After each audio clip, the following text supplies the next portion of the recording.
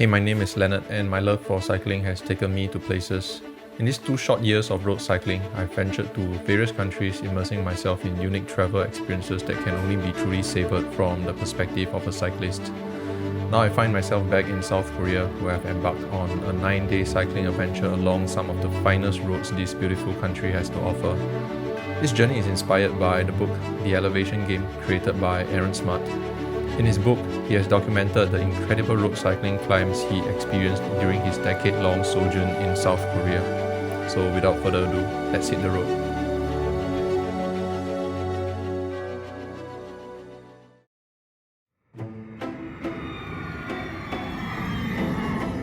After 6 hours of flight, 1 hour of commute from the airport to Seoul, 90 minutes of train and 15 minutes of cab ride, I finally arrived at the first destination of this trip.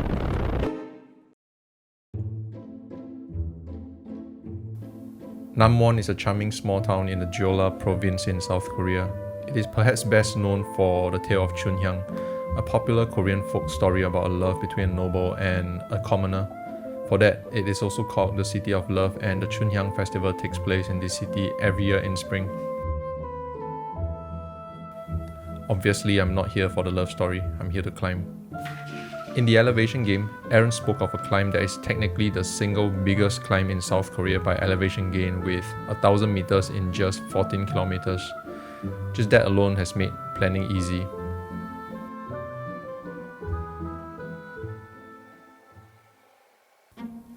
After arriving in Namwon, I've quickly fixed the bike up and went for a quick spin around the city. Right behind the hotel was a small hill where there were a couple of attractions. It seemed like a good place to start. There is a small amusement park, a Chunhyang theme park, and a couple of cafes and a punchy climb up to the Buddha Cafe, and that's it.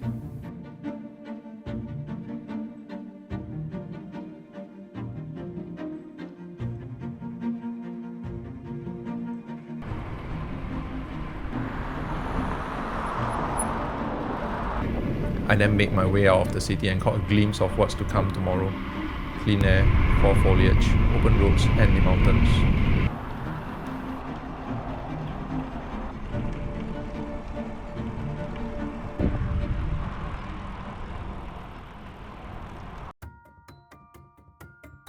According to the forecast, much of the area was going to be covered in thin clouds, and hence I was expecting the morning to be cold. True enough, there was a bit of an overcast in the early morning. The difference in temperature with and without the sun was significant enough for me to take a little walk around the town while waiting for the clouds to pass.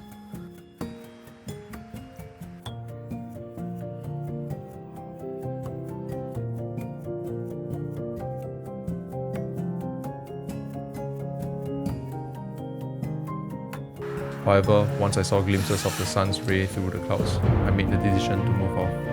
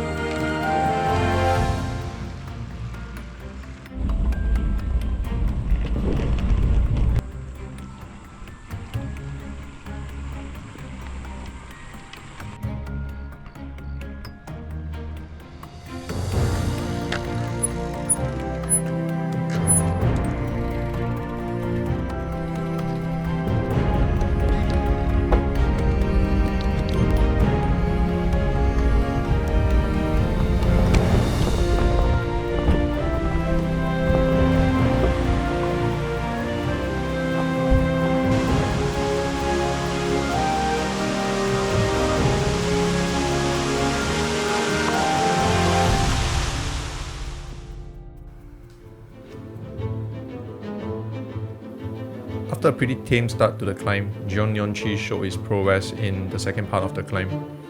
As Aaron has described in the book, the road gets steeper and more relentless as you get closer to the top.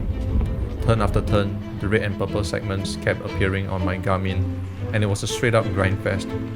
It's one thing producing power at a comfortable cadence, but it's another spinning at a low cadence.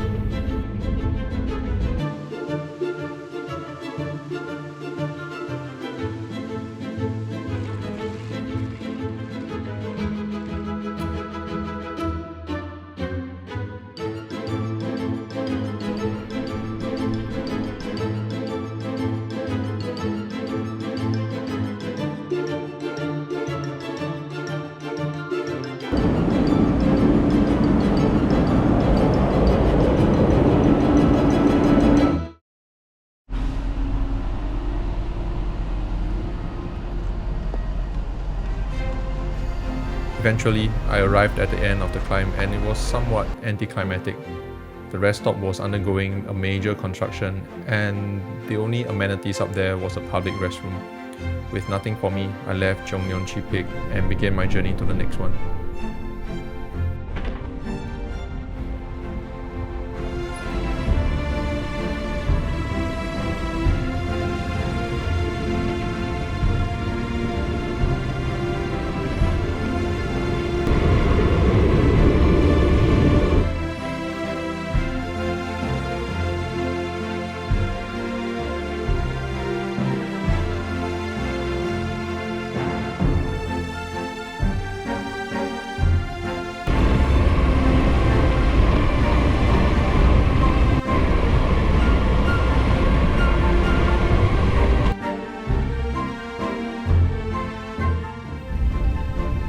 After a well-deserved rest on the descent, I began my climb to the second peak of the course at Seongsamjae rest stop.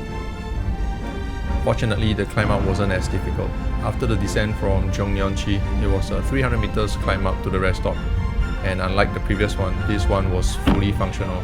It seemed like a popular viewpoint with a few stalls that serve food and beverages.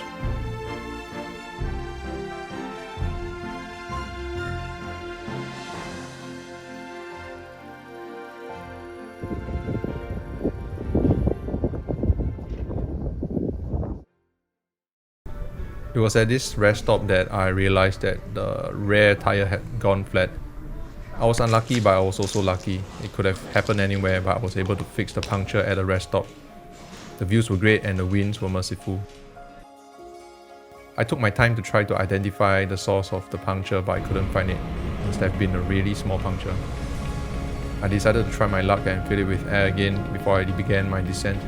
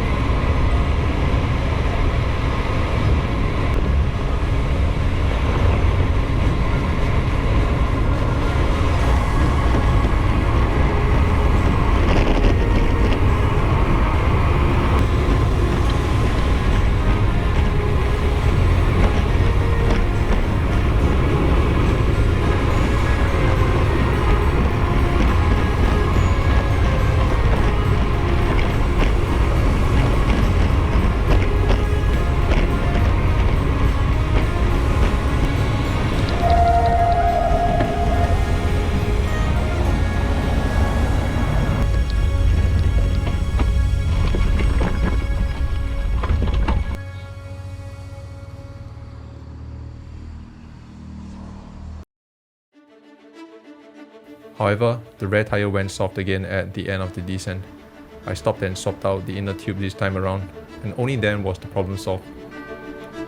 One of the changes that I've made to my setup for trips like this was the addition of the hand pump. I've never had a puncture in all my bike trips and I knew it was just a matter of time, and this came in really handy.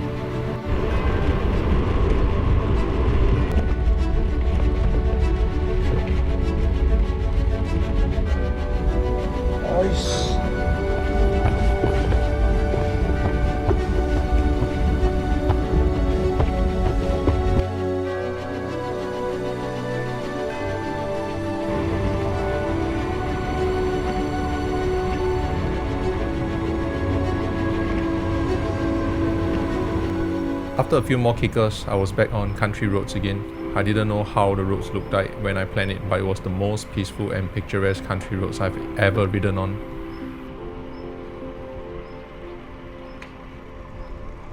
I was surrounded by the mountains and farmlands. The crops have turned yellow and ready to be harvested.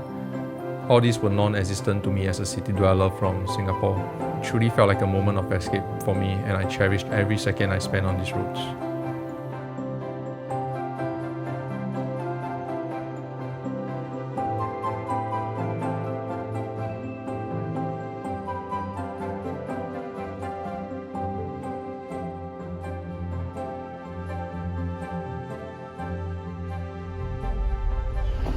I arrived back in the city before the sun sets and the city felt like it was ready for a big night. I took a shower before heading out for dinner, and yes, there was an event going on and it was filled with people playing Korean trot music and everyone looked like they were having a fun time.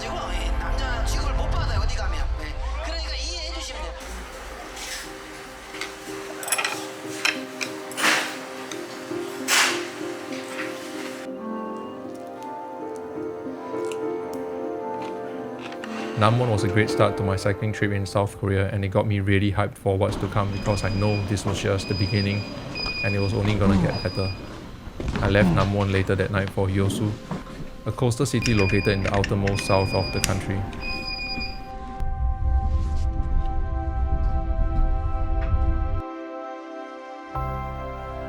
There, the lure of open roads, blue-white skies, azure waters, and the experience of cycling from island to island captured my imagination. See you all soon.